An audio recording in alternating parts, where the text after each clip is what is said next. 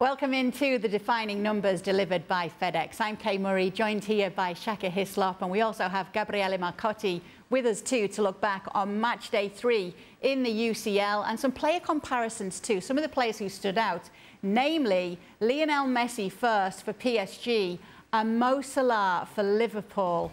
Going between these two right now, who would you pick as the best performer from match day 3, Shaka?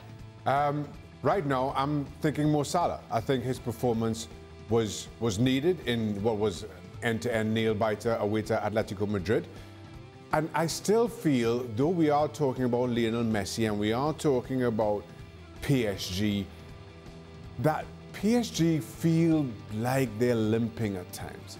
And while Messi has been the one to get them out of trouble, I just wonder how much of that attacking front three, and I know there was no Neymar against Leipzig, are contributing to that in the fact that PSG continue to concede goals as easy as they do and then have to rely on their brilliance going forward. That being said, right now, I think in terms of the overarching picture of world football, Mo Salah is in better form. And while you could make some of those same criticisms around Liverpool, particularly against Atletico Madrid, I just feel that Mo Salah's performance was more needed on the night for Liverpool. And many saying right now, Gab, that Mo Salah on form is the best player in the world. What would you say to that? I don't know. I take Shaka's point, and obviously Mo Salah right now, I would agree he's probably in the best form of his career.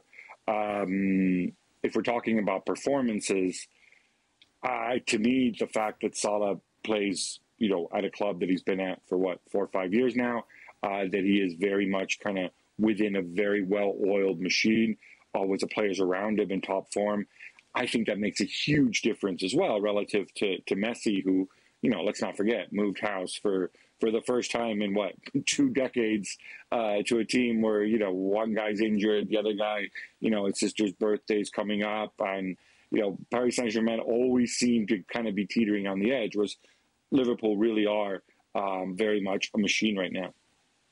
Here's the issue, though, and this is always a challenge when we're discussing Lionel Messi.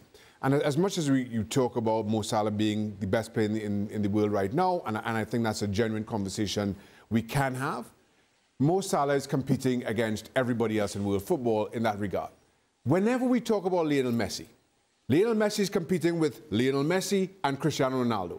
And that's a very high bar. So it almost feels as though, when you're trying to make these comparisons, Messi's already, behind. Everybody else has a head start because of what we've seen from him for so long and what we've come to expect. And we don't expect anybody else to ever hit those heights. So it's a little unfair, but that being said, I'm still leaning Mo Salah. I've given myself a bit of a caveat. Okay, well, you did mention Cristiano Ronaldo, so that's where we should go. Cristiano Ronaldo in action for Manchester United. And one of the matchups between players that you were looking out for, Gab, was Cristiano Ronaldo against Merih Demiral. It probably wasn't what we would expect in the end because they made headlines for different reasons, right? They certainly did. Of course, they both scored. Demiral scoring the goal that made it 2-0 to Atalanta, and Cristiano, as he's might have done once or twice in the past, scoring the winner. What I thought was interesting here is that Demiral was obviously carrying an injury for much of that first half. It was a makeshift back three for Atalanta. They had important players out, Toloi and whatnot. The Rune had to slip into the back three. But still, in that first half, when Demiral was on the pitch, he really kept Cristiano at bay. Part of it is because United as a whole didn't play well. Part of it probably also because Cristiano is not a traditional center forward. I don't think it necessarily suits him to play the way he's been used as a lone striker by United. And I think that made it perhaps a little bit easier for Demiral to control him. That said, Cristiano did have 1 or 2 tremendous chances in the first half as well, because Cristiano going to Cristiano. Yeah, and obviously Cristiano getting the winning goal probably puts him on top in that matchup there. But it's an unexpected winner when we go to the third point that we're going to do. Ajax with a wonderful performance against Borussia Dortmund. 4-0 for them. And in a 4-0 win, what can get lost is a goalkeeper's performance. So it was a clean sheet for Remko Pasveer, their goalkeeper, up against Alisson. Who are you going for? Listen, we got Alisson, who's conceded 2. Courtois makes up the third of the trio in a 5-0 win against Shakhtar. But I'm leaning Pasveer here, and that is not to take anything away from Alisson, who had to make big saves at big moments in the game, none more so than that 1-on-1 with Antoine Griezmann. I think in the context of the game, we cannot simply ignore or try to brush that aside. Alisson will have his moments again. I'm fairly certain between now and the end of the season, we'll be discussing his heroics, despite the fact that I'm not quite sure we'll be discussing a Liverpool as poor defensively as we saw them against Atletico. I'll put that down as a one-off right now. But Pasveer in a convincing win for Ajax against Dortmund. Let's keep in mind, we're talking about a 37-year-old goalkeeper who on match day 1 against Sporting Club de Portugal had a bit of a howler, may I say.